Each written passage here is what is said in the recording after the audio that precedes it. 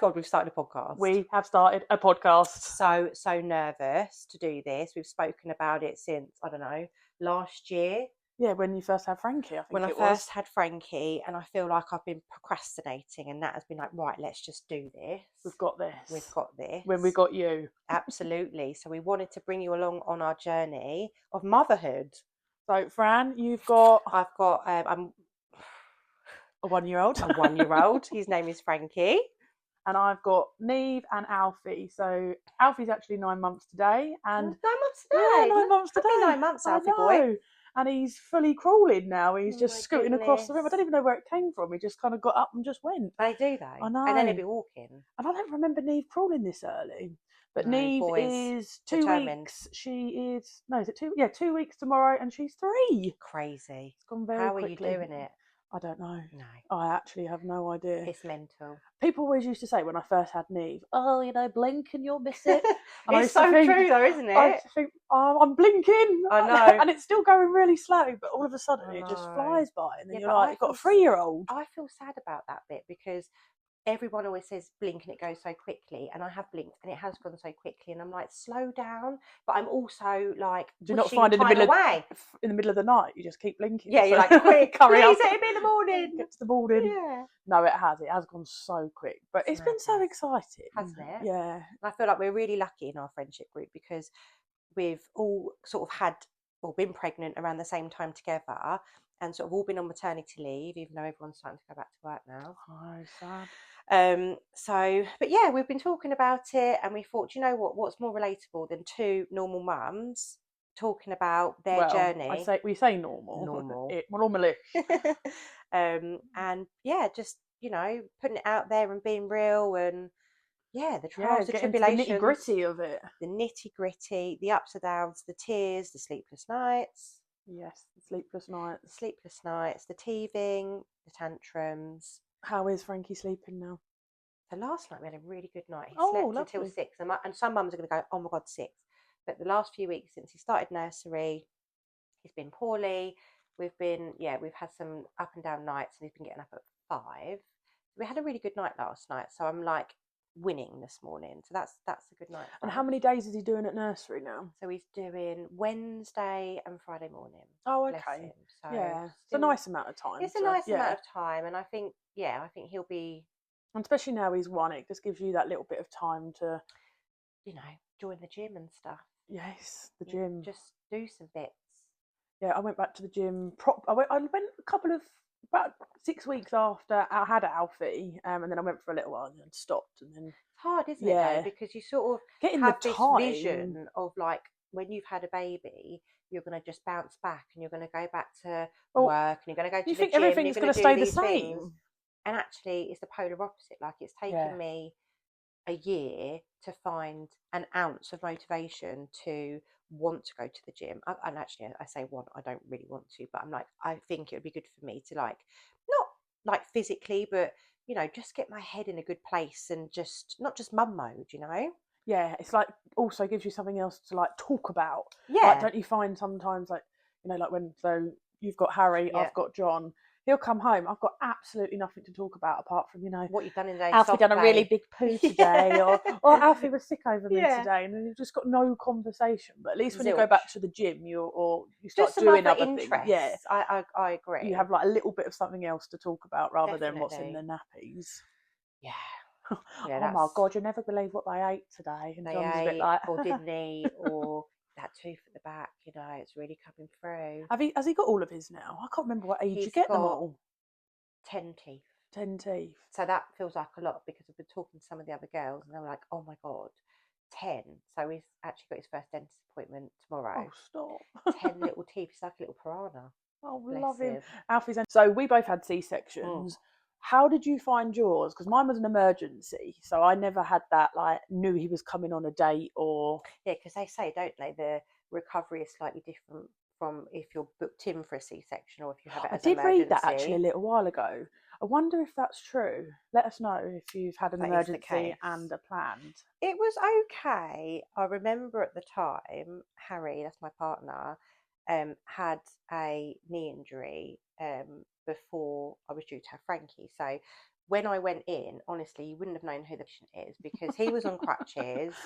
I was heavily pregnant. Honestly, he could barely walk, so it was a bit of a nightmare. So I was really anxious and stressed around having Frankie because I was like, Harry's not going to be able to do much. I'm not going to be able to do much. So we were both like two patients. So it was okay. I was in a lot of pain for the first few weeks, definitely in a lot of pain. And I felt like I had like a real burning sensation around like the incision, which I later believe is all normal. And I think after a few weeks, I just remember one of the girls saying to me, honestly, Fran, when you get to day 10, I don't know why it was day 10, I promise you it suddenly starts feeling better. So I don't know whether just in my mind I thought, okay, when I get to day 10, I'm just going to suddenly, and I just almost started wish she getting told you up. day 7. Yeah, exactly. I just started getting up and doing more. And yeah, it was okay. And to be honest with you, it's healed really well. I just wish there was more support around Completely what you're agree. meant to do You have with no your idea. scar, because I think we were saying this, weren't we? Because you were saying about yours that basically if you don't massage it, because I remember having some pain months after, and like the scar tissue build up, and it was only because I was asking you or you were asking me, I can't remember now. I think I was asking you because I generally had not a clue, and I left the hospital. No, they don't say anything. No idea, not you a have clue to sort of what do to all do. your own research, don't you? And that you're meant to basically massage the area to prevent the scar tissue building up. Is that right? And I didn't even know that. No, I didn't have a clue. And it's also meant to help with, like, I suppose, overhang. Is that what you want to call it? The overhang. That bit. But yeah, so I just feel like with that side of things, you're just sort of left to it. You have this major op, and then you're sent home with your baby, and then there's just no support or guidance about how to. No, I think they definitely need take to care just, of yourself, or even like if they can send you like to a link or something that you just can read something, about absolutely, it. or just I think I had basic. a leaflet given to me. I don't even remember that. I think, or did they give it to me before? So mine was a planned with Alfie, a planned C-section, but he came earlier, so it became an emergency C-section that day. So I thought that we were going to have him on a day, but he ended up coming earlier. 3.5 weeks early. He did. Crazy, he was ready. He was said, ready. I'm ready, Mum. So I've had one of each. I've had a C-section and I never know what they call it. What is it? I mean, I always call it a natural, but apparently people find that a bit. Like natural birth. Vaginal. Yeah. No, is it? Straight Why through. does it feel? Because we wouldn't use the word vagina, let's be honest. So yeah, when people say, "Oh, had a natural birth," I know people that have had C-sections are a bit like, "Oh, that's not a very fair thing to say," but that sort of thing doesn't really, equally. Oh, 100%. And if someone was to ask me which one would you prefer, I'd go vaginal. Well, yeah, I think if I ever got my time again, or if I was to have another, I'd like to try. Yeah, because I mean, once you've had the baby, I had stitches and stuff, so it was a bit sore down there. But was you up and out straight away? Yeah. I mean, I could not move after Alfie having a C-section. And then the lady comes in the morning and goes, get up. She went to me, right, come on, get up. You've got to go. And I can't even remember what she said. And I was a bit like, oh no, I was like Quasimodo. Oh no, I went to her. I went, no, you've got the wrong patient. I said, it must be someone else. Yeah. I said, I've just had a baby. And she was a bit like, no, up you get. And she was like, put these socks on. And I thought, oh, darling, I can't even turn around and pick my own baby up. No, it's horrendous, honestly. And I told John to go home. Oh, I said to him, why don't you go home and get some sleep? Because, like everyone will be, like the nurses and midwives will help me. Because they won't let you go home until you've got up out of bed and gone for a wee. Yeah, well, I was there for 5 days anyway. Oh, okay. So it doesn't matter if I went for a wee or not. I mean, I was really desperate. I was like, toddling over. That was it. Yeah, they make you go walk to the toilet, yeah. Don't they? And then, go to the toilet, they give you like a little bucket. Oh. God, honestly, I remember my mum saying to me, she said, like, when you have a baby, you leave your dignity at the door, and my God, 100%. Do you? You just go I don't think you ever get it back after either, do you? Because you don't actually care as much either. No, you don't. I mean, there's been a crowd round the bottom of me, so you're a bit more. You're like whatever. Yeah, just lay back, think of England. And the only thing I was pleased about, and I kept laughing about to Harry, is if we was to have Frankie naturally, is I kept worrying about like, what if you Oh yeah. Is that a Well, thing? apparently, I mean, But then I apparently did they just ask John if I did with Neve, and he said I didn't. But apparently, they whip it away so quickly you wouldn't even know if you had. yeah, I mean, Because when I was doing the pushing, because she said to me, "Start pushing," and I thought, "Push what?" yeah, So I thought I was just going to pop a blood vessel because I was just going, pushing. and then all of a sudden I remembered thinking, "Oh no, don't poo." So I was a bit like, But then, oh, you don't nearly care, lost do an you? eye where it Yeah, popped out. You just probably don't care though, do you? Oh, no, there was a little bit of me that did, but then at the same time, I thought it was all bizarre. And then when she comes out, I mean, that burn that you get. Is it like a relief though? No, that burn, it felt like someone had got a Stanley knife, Oh, mate. cut round you, got a lighter, and then burnt it. I Oh, mean, that was the wow. only way I can describe that, and it put Ring me off. sting. Yeah, it put me off having another baby for a very long time. But you must forget because we You go do. on to have more babies. Yeah, some people have like, oh my god, I just burped. Fucking hell, I'm thinking, I'm going to end up blowing that in her face. There's no glory here, mate. If you've got time to burp, it means you've got far too much time on your hands. Normally you have to do it as you're on the go. Gassy fart. Oh yeah, I've lost my train of thought now. So, do you think you have any more? The burning question. Harry would say, and this really makes me laugh, we're the Three Musketeers. The minute Frankie came out, he was like, well, we're one and done, aren't we? No, you don't even know what it's going to be like yet. To be honest, I always said I wanted two.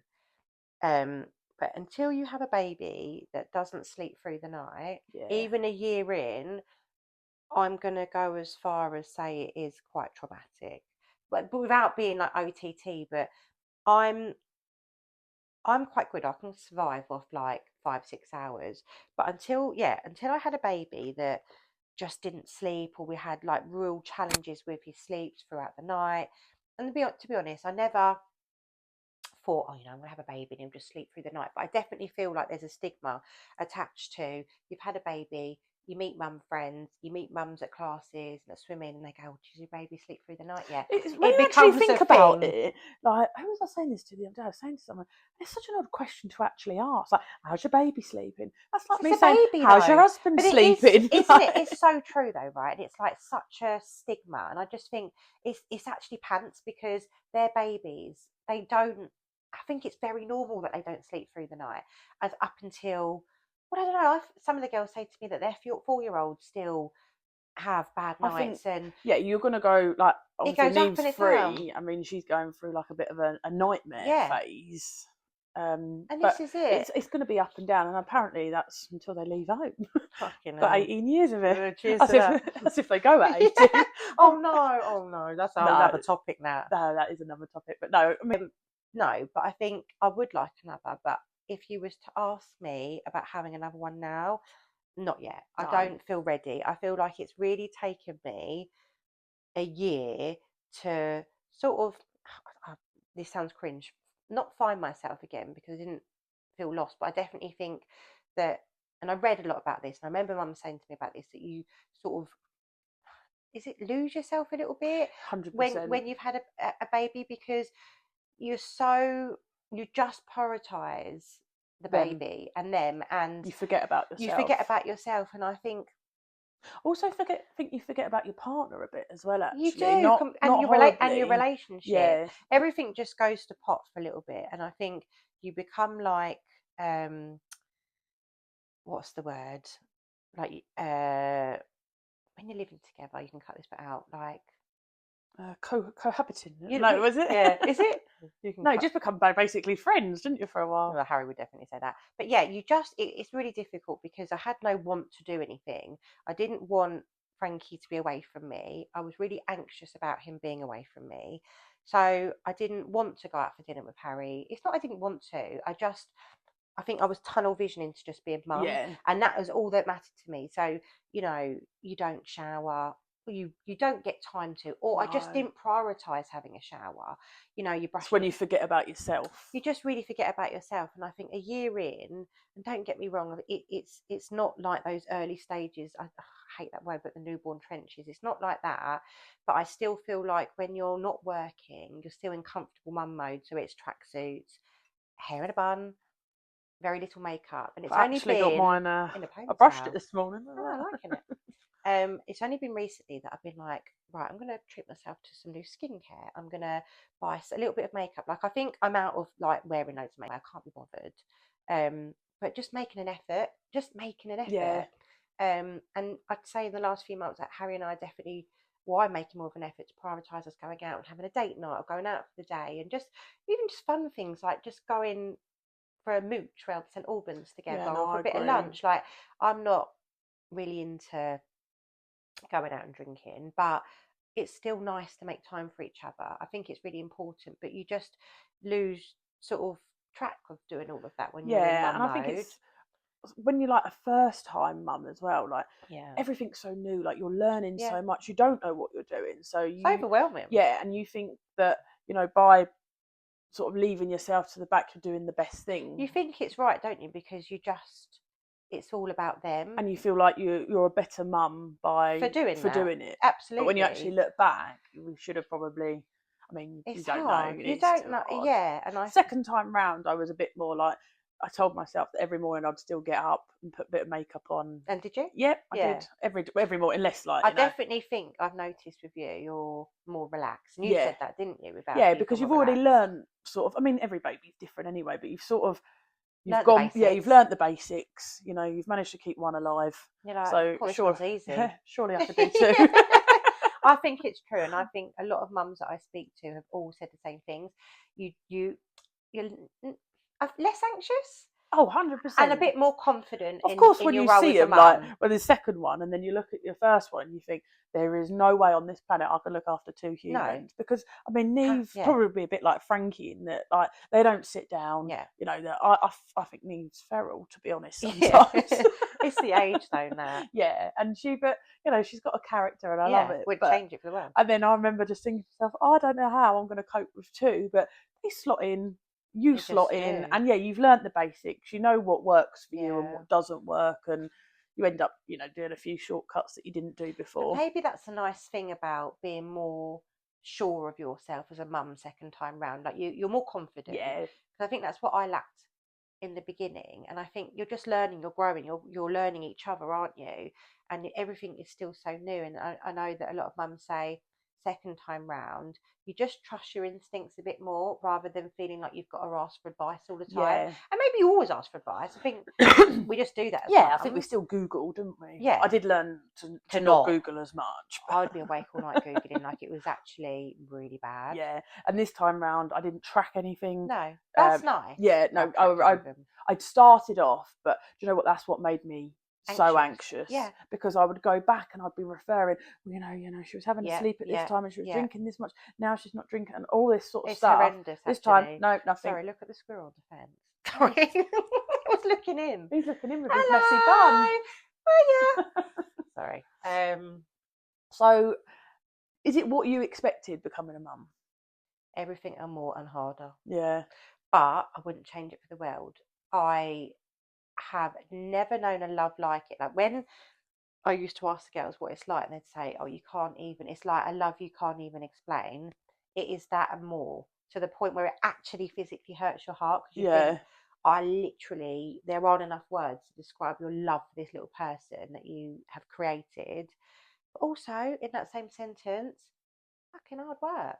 Really hard work. And there's no book. I actually remember once, probably about 10 years ago, and I was a bit like, I don't really understand these, mums that stay at home. What do they do at home all day? God. Oh, what a stupid thing to come out with. Until you've had children, that is, never say it, because I think I might have Your job is never done. I actually read that mental list in your head. The Honestly, mental load of everything. I have a list, and then John will come home, who's my partner, and be like, "Oh, could you just do this for me?" And I think there's no just. I've got 100 things that still need to be done, and he just does not get it. No, they don't, men, though, because they don't wear the same jumper, coat, whatever hat as women do, and I just think we juggle it so well. And it's not to say that men aren't able to. I think they do things in different ways, don't they? And you don't realise what a help they are sometimes. What a load of... No, do you know what? Recently I found John a little bit more helpful, that's why. I'm being nice. Sorry, John. Sorry, John. Oh my god, I'm really happy to myself. Why Harry's out. If Harry was here, she would be. He helped us find some batteries Yeah, for the. He was really invested. He found some batteries for us and for the camera. Oh yeah, and he's helped us set up our stands here. I'm really gonna giggle. Thanks for listening to our first ever podcast. Thanks for joining us. If you want to follow us on Instagram or TikTok or send us a message or find out anything about us, just pop us over a message. And we'll see you soon. Bye. Bye.